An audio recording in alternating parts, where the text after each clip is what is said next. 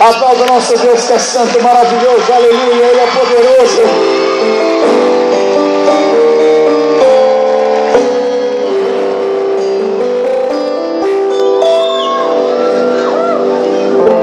Você é grato pela misericórdia do Senhor, porque a alegria dele renova o teu coração. Essa canção que nós acabamos de cantar, ela nasceu na minha vida, fruto de uma cura que Deus realizou nos meus rins. Eu fui fazer um exame de rotina, um exame simples, e fui diagnosticado com uma doença, uma nefrite tão forte nos rins. Já tinha perdido 50% dos meus 2 rins. Mas nem por isso eu parei de agradecer, parei de acreditar. Comecei um tratamento com medicamentos muito fortes. Não parei nada na minha vida a não ser buscar mais e mais o Senhor. Talvez eu seja um tanto uma luta tão grande que você diz: eu vou desistir, eu vou parar. Eu venho aqui te dizer pelo contrário, querido, busque mais a face do Senhor, busque mais o coração de Deus, busque mais a palavra do Senhor, porque Ele tem planos e projetos muito maiores do que os seus. Ele tem sonhos muito grandes para a tua vida. Guarda o teu coração, mergulhe nele. E para a glória do Senhor, querido, um tratamento que era para durar pelo menos 3 anos. E cerca de 3 meses eu fui diagnosticado com um toque de Deus na minha vida. Creia no milagre do Senhor na tua vida, querido. Ele é poderoso. Diga para quem está do teu lado: se alegre em Deus, meu irmão. Eu louvo a Deus. Esse ano de 2014 não é um ano, não são 2, nem 3, nem 4. Esse ano eu completo 10 anos. 10 anos e toda semana praticamente eu estou em algum lugar do Brasil levando a palavra de Deus. 10 anos esse ano de 2014. Eu sou muito grato porque o Senhor cuida de nós. Eu te convido a lembrar um pouquinho comigo de algumas dessas canções, agradecer a Deus pela misericórdia dele. Você pode aplaudir a Ele, que é santo.